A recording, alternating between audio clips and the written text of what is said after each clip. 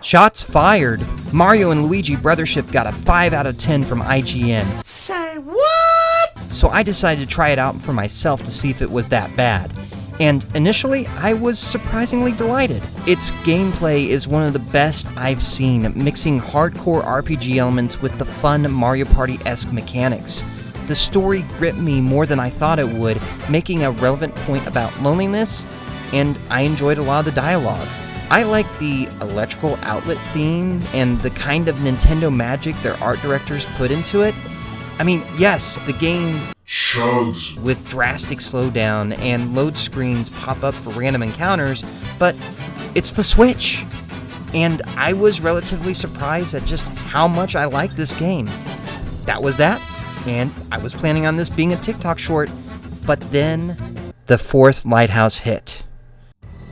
To explain, in Mario & Luigi Brothership, you have to connect 4 major lighthouses by completing smaller, more bite-sized islands than the bigger dungeon lighthouse themselves at the end. After these 4 lighthouses are connected, the final boss unlocks and you can beat the game. The first 3 lighthouses were a joy to me, constantly discovering new islands, having engaging battles, solving fun puzzles, and just having an all-around good time.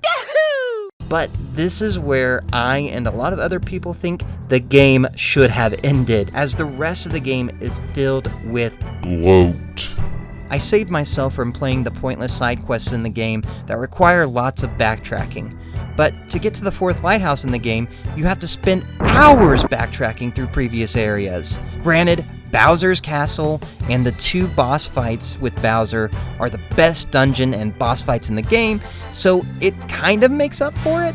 If I ever replay this game, and that's an if, I'm stopping here.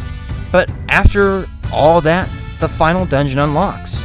So at this point, the little islands and connecting the lighthouse took me 6 to 7 hours apiece. I thought beating the final boss would take a little bit less than that, probably about 5 hours, but it took twice as long, at 13 hours, with not 1, but 2 final dungeons in the game, with a completely unforgivable 6-part backtracking segment that took me 4 hours to complete. Oh, that's nasty. Some might say that the dark story twist and the awesome final boss make up for this, but for me, the dark story is certainly fresh for Nintendo, but I feel overplayed in the industry right now, and I actually was not super impressed by the final boss. So, going back to that controversial IGN review by Logan Plant, I have to say I agree with absolutely every complaint and negative criticism Logan has, except I liked the art direction when he didn't. So it comes down to that number, 5.